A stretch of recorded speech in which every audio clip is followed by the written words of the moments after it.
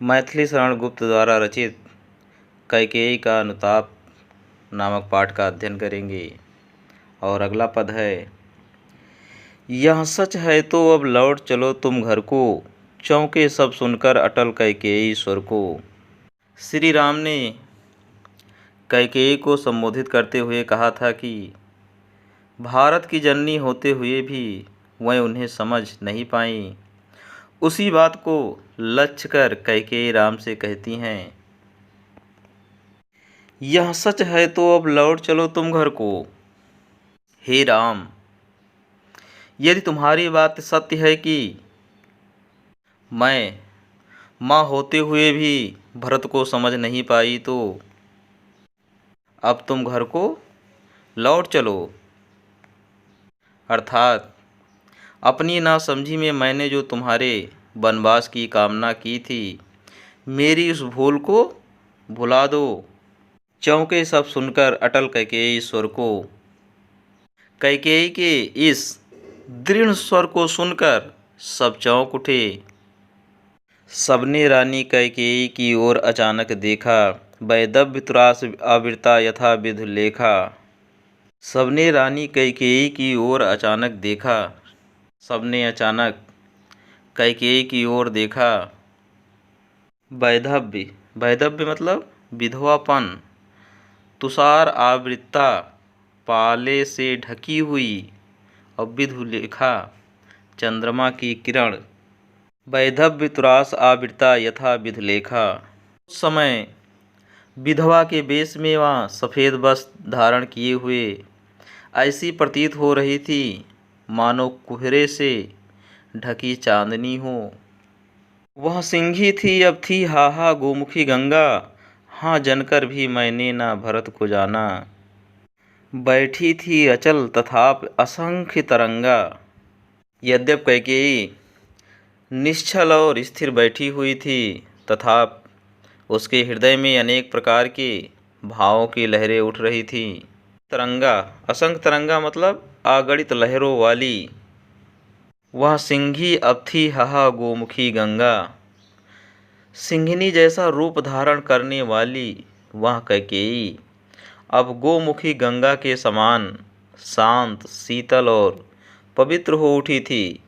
अर्थात उसके मुख से गंगा जल के समान कल्याणकारी और मधुर शब्द निकल रहे थे। हाँ जनकर भी मैंने भरत को जाना, सब सुन ले तुमने स्वयं अभी यह माना। कैकेयी ने राम से कहा कि हाँ जनकर भी मैंने ना भरत को जाना। यह सत्य है कि भरत को जन्म देकर भी मैं उसे पहचान ना सकी। सब सुन ले तुमने स्वयं अभी यह माना। सभी व्यक्ति मेरी इस बात को सुन ले। राम ने भी अभी इसी बात को स्वीकार किया है। हे राम, यदि यह बात सत्य है कि मैं भरत को जन्म देकर भी उसे नहीं पहचान पाई और तुम्हें वन भेजने में उसका कोई हाथ नहीं था, तो मेरे अपराधों की सज़ा तुम भरत को क्यों देते हो? तुम्हें वन भेजने में वास्तविक अपराधनी तो तुम्हारी यह माता है, इसलिए दंड की भागी मैं ही हूँ। इसलिए तुम जो चाहो उस दंड को दे लो। यह सच है तो फिर लौट चलो घर भैया, अपराधीन मैं हूँ तात तुम्हारी मैया। किंतु घर को लौट चलो, यदि तुम ऐसा नहीं करोगे तो यह भरत के लिए दंड स्वरूप ही होगा। फिर यहाँ कौन सा न्याय है कि अपराध मैं करूँ, उसका दंड भोगे भरत। प्रस्तुत पद में भाषा, साहित्यिक खड़ी बोली, अलंकार, उत्प्रेक्षा, उपमा एवं रूपक अलंकार है। रस शांत रस है। छंद सवैया है। अगला पद है, दुर्बलता का ही चिन्ह विशेष शपथ है, पर अबला जन के लिए कौन सा पथ है। यदि मैं उकसाई गई भरत से हूँ, तो पति समान ही स्वयं पुत्र भी खोऊं। ठहरो मत रोको मुझे कहूँ सो सुन लो, पाओ यदि उसमें सार उसे सब चुन लो। करके पहाड़ सा पाप मौन रह जाऊं, राई भर भी अनुताप ना करने पाऊं। थी सन छत्र सस निशा ओस टपकाती, रोती थी नीरव सभा हृदय थपकाती। उल्कासी रानी दिशा दीप्त करती थी, सबसे भय विस्मय और खेद भरती थी। क्या कर सकती थी मेरी मंत्रा दासी, मेरा ही मन रह सका न निज विश्वासी। प्रस्तुत पंक्ति में राम और भरत के परिसंवाद को सुनकर कैकेयी ने अपनी भूल को स्वीकार करते हुए स्पष्ट किया, दुर्बलता का ही चिन्ह विशेष शपथ है, पर अबला जन के लिए कौन सा पथ है। शपथ सौगंध खाना यद्यपि व्यक्ति की कमजोरी का प्रमाण है, दुर्बलता का ही चिन्ह विशेष शपथ है, तथापि मुझ अबला के लिए सौगंध खाकर अपनी बात को प्रमाणित करने के अतिरिक्त और कोई उपाय नहीं है। यदि मैं उकसाई गई भरत से हूँ, तो पति समान ही स्वयं पुत्र भी खोऊं। यदि मैं उकसाई गई भरत से हूँ।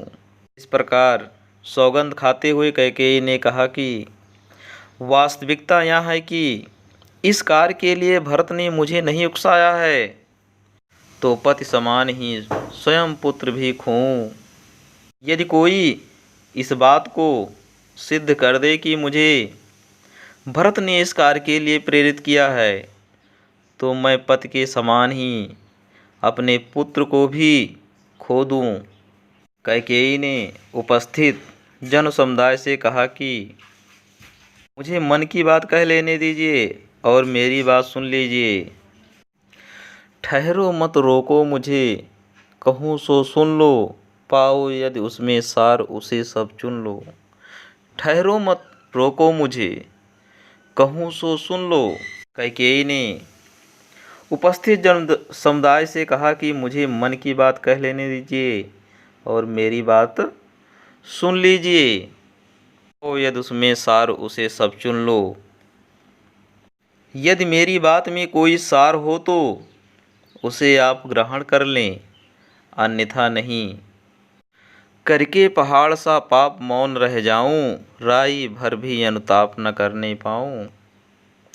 करके पहाड़ सा पाप मौन रह जाऊं। मेरे लिए यह संभव नहीं है कि मैं पहाड़ से बड़ा पाप करके भी चुप रह जाऊं, राई भर भी अनुताप न करने पाऊं और राई जैसा छोटा पश्चाताप भी ना कर सकूं। थी सनछत्र सस निशा ओस टपकाती, रोती थी नीरव सभा हृदय थपकाती। थी सनछत्र सस निशा ओस टपकाती। जिस क्षण कैकेयी अपने द्वारा किए गए दुष्टतापूर्ण कृत्य का पश्चाताप कर रही थी, उस समय तारों से जुड़ी हुई चांदनी रात ओस कणों के रूप में आंसुओं की वर्षा कर रही थी। रोती थी नीरव सभा हृदय थपथपाती और नीचे मौन सभा अपने हृदय को थपथपाते हुए रुदन कर रही थी। उल्का सी रानी दिशा दीप्त करती थी, सब में भय विस्मय और खेद भरती थी। उल्का सी रानी दिशा दीप्त करती थी। जिस रानी ने उल्कापात करके अयोध्या के समाज को नष्ट कर दिया था, सब में भय विस्मद और खेद भरती थी, वही रानी आज अंधकार में सर्वत्र प्रकाश बिखेर रही थी। उसने अपने अनुताप से उपस्थित जन समुदाय में भय विस्मय और खेद के भाव को एक साथ भर दिए थे। क्या कर सकती थी मरी मंथरा दासी, मेरा ही मन रह सका न निज विश्वासी। उसने अपने अनुताप में उपस्थित जन समुदाय में भय विस्मय और खेद का भाव एक साथ भर दिए थे। कर सकती थी मरी मंथरा दासी। कैकेयी ने स्पष्ट रूप से कहा कि बेचारी मंथरा तो एक साधारण दासी थी, मेरा ही मन रह सका न निज विश्वासी। उसके पास इतना बल कहाँ था कि वह उसके मन को बदल सकती। वास्तव में उसका मन ही अविश्वासी हो गया था।